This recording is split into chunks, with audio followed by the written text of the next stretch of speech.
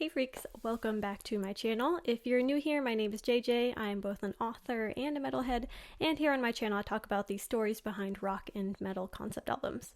Today is video number 4 in my Sleep Token series. Today I'll be covering their latest album, their 2023 album, Take Me Back to Eden. And this one kind of finishes up the kind of trilogy that we have with their 3 albums here. So if you have not already watched my other videos on Sleep Token, feel free to do that now, because if you don't, you might be quite lost with everything going on in this, because there are so many different fan theories, and this is definitely my personal interpretation, so it's going to differ from some other things you might read on the internet or just, talking to other fans. Everyone's interpretation is different. So I encourage you to go watch those other videos if you haven't already, or if you need a refresher, I'll link that up here and down in the description as well. So click away now if you need to.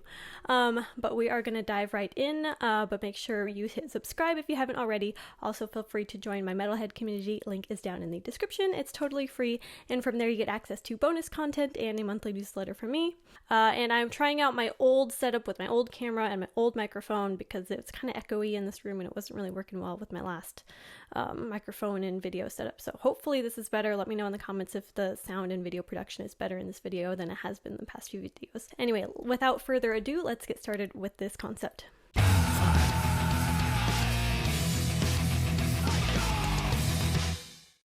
So first off, the artwork for this album is beautiful. I love all the imagery and the artwork and the music videos that we have for this album.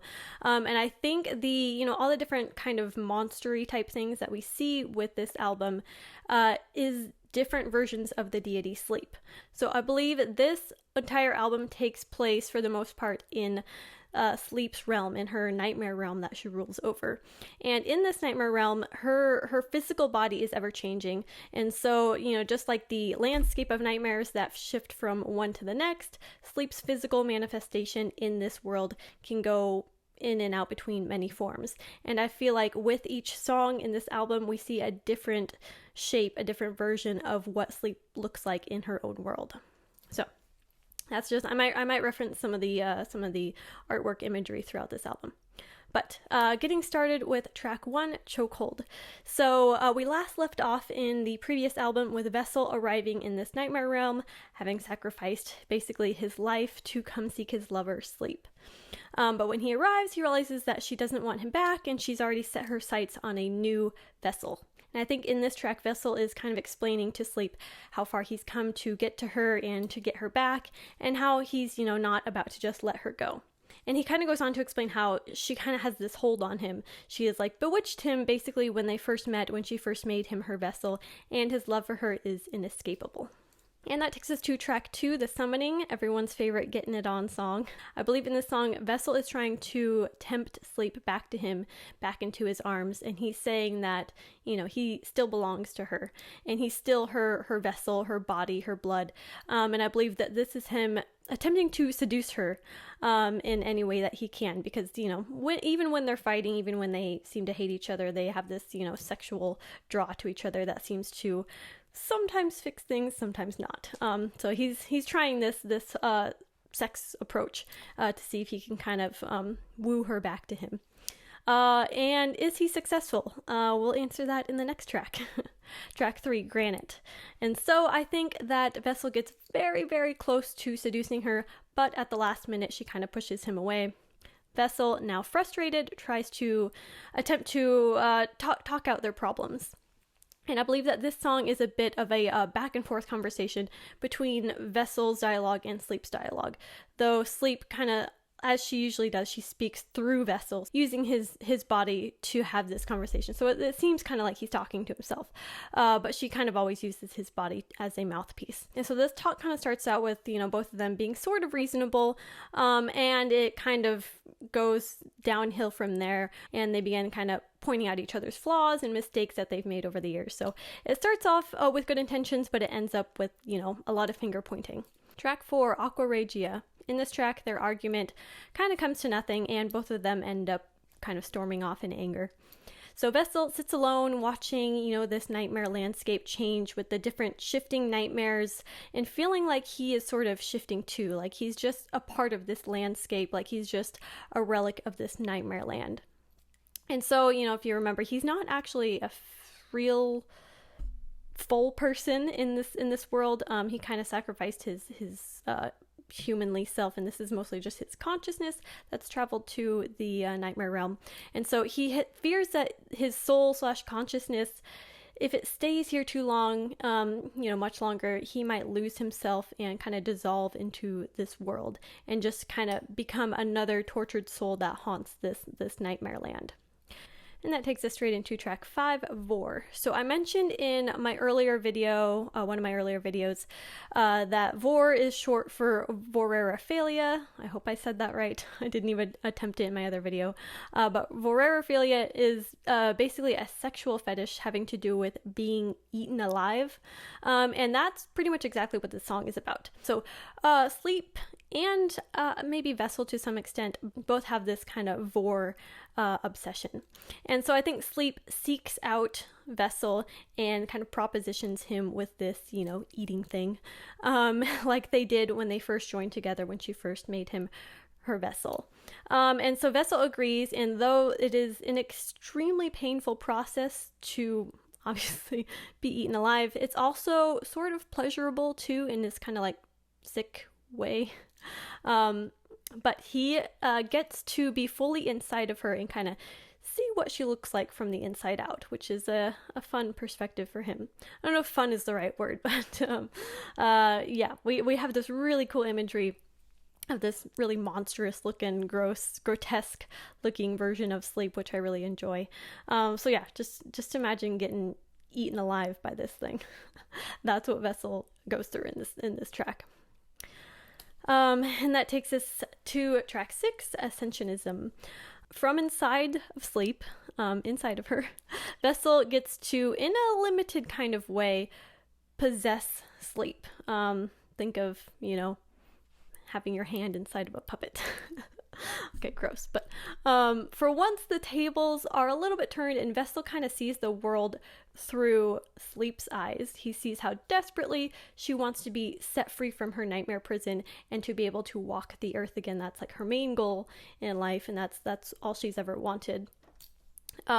He then sees her real reason for, propositioning him with this devouring sexual encounter.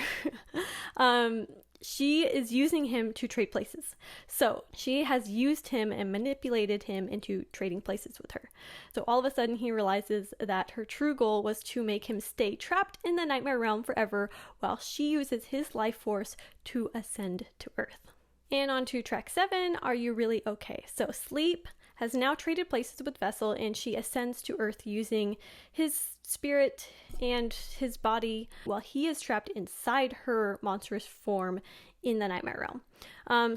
She uses his body, but if you remember in the last album, his body kind of withered away because his consciousness had been departed from it for too long, and he became like a vegetable and then just kind of died. His physical body died anyway.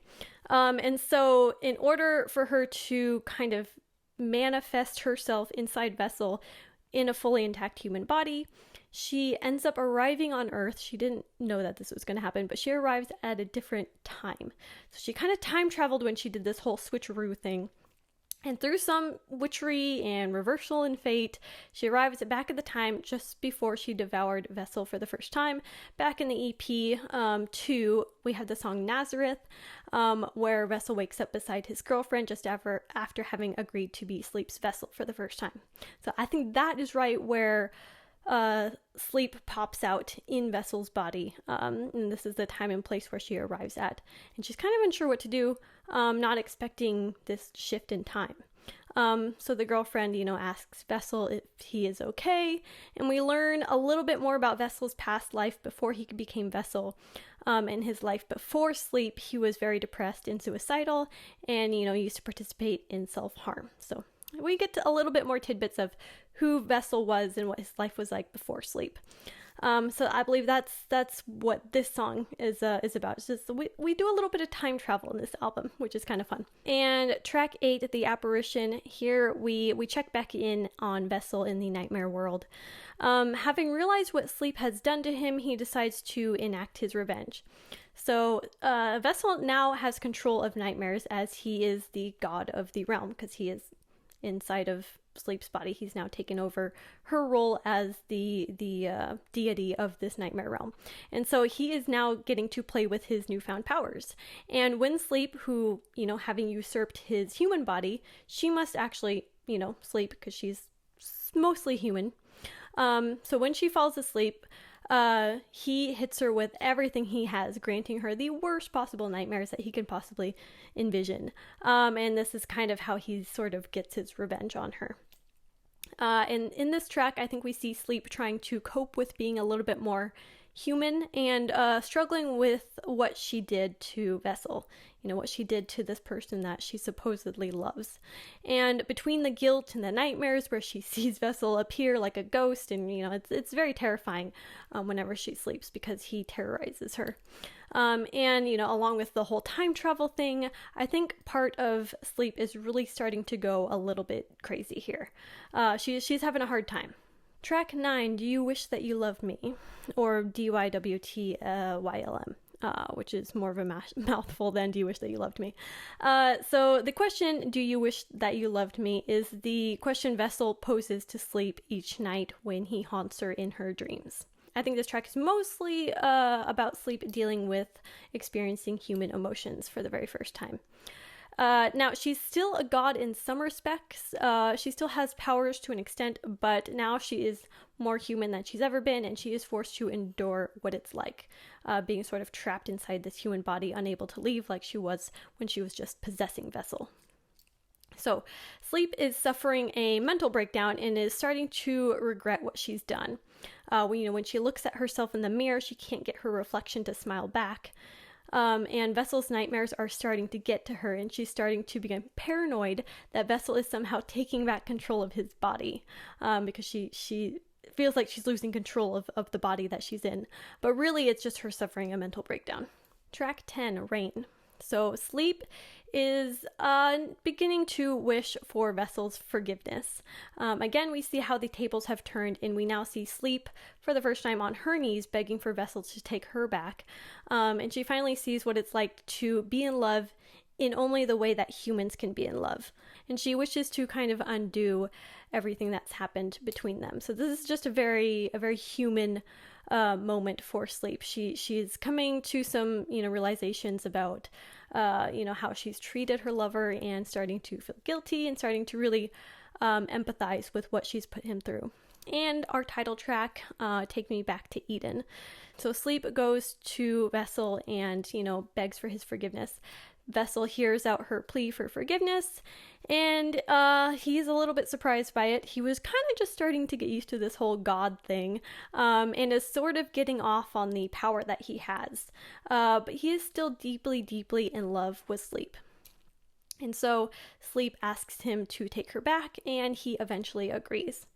So since he is kind of, now the ruler of this landscape, in charge of this nightmare realm, he has to be the one to undo things. Like Sleep is now quite powerless. She still has some powers, but she's fairly powerless in this nightmare realm. So it has to be Vessel who goes about undoing things. So he works some kind of sorcery or science, or however you want to look at it. Side note, another interpretation of this entire album is that this is all a digital sequence. This is all like a dream sequence, a Total Recall type of thing, where it's like Sleep is just this machine that's been coded, and there's faults in the machine that mess up when this Vessel goes into this dream machine type thing, this Total Recall machine. There is evidence of that in the lyrics, especially in this album, but there have been so many concept albums with that whole entire dream machine coma thing that I didn't want to fall down that theory of explanation, because it's just been done so many times before, especially in the rock and metal concept albums. I've just seen it so many times. Anyway, going back to Take Me Back to Eden. Where was I? So Vessel agrees to, undo everything that's been done and to trade back places with Sleep. And so he works some kind of sorcery or whatever, and everything gets reversed. And in the process of reversing roles and switching bodies and jumping in and out of different worlds, we end up kind of screwing with the timeline here. We jump back in time, but things go a little screwy when you mess with time travel. So we end up before Vessel ever met Sleep, and we get, again, a little glimpse of Vessel's life before he became Vessel. He was living a regular 9-to-5 life and kind of dealing with depression. We get just a tiny glimpse of that before we then jump in the timeline again, and we jump to where we were in track 1 on this album, Chokehold, where Vessel had just arrived in the nightmare world, and things only get a little more wild from there. We end this album with track 12, Lucid. And here we continue to jump through time, going back to When the Bout Breaks from the very first EP. This was sort of Vessel's incubation period right before he was reborn as Sleep's Vessel. And then we are thrown into The Night Does Not Belong to God, which is off of the first track of their first album, Sundowning. And this is where Vessel first began teaching others to worship through this band called Sleep Token. And this is sort of where time begins to stabilize. So they've jumped through a lot of wormholes. They've gone through a lot of time holes. I don't think that's right. So Vessel is now back in his human form and is kind of reeling from this snap back and forth in time and body hopping. So we're back to before any of the things happened in this album and before any of the things that happened in This Place Will Become Your Tomb. So we're back in the Sundowning time period. And Vessel takes some time to reflect on all that's happened. So we've gone back in time, and he now has seen years in the future. And he knows how things will play out between him and Sleep. However, he is still hopelessly in love with her. But now that he knows that in the end, try as he might, she will never truly love him the way that he needs. She will never truly be his. And so he has to live with this knowledge and, kind of make peace with it. And this whole experience has sort of shifted things inside Vessel. And he takes time to kind of mourn the death of this idea of what he wanted things to be between him and Sleep.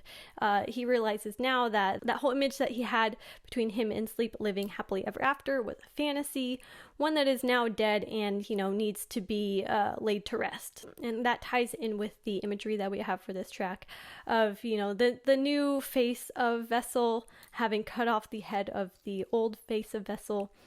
And he kind of accepts that he is in love with someone who will always be just out of his reach. And this seems sort of a tragic destiny, but one that he decides to take on with pleasure. So, we kind of leave off on a sad note, but one that is leading us to believe that he is determined to continue down this path, being Sleep's Vessel, continuing to try and get others to worship her. However, he knows now that he's never going to get what he wants from her. So it's sort of a sad acceptance at the end of this album. It feels like the completion of the trilogy, being that we've gone back in time and kind of undid everything that happened in the last 2 albums.